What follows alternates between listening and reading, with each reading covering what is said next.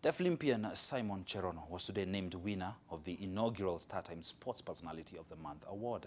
Cherono was exceptional at the 2017 Deaflympics Games in Samsun, Turkey, where he won 2 gold medals in the 10,000 and 5,000 meters, as well as bronze in the 1,500 meters.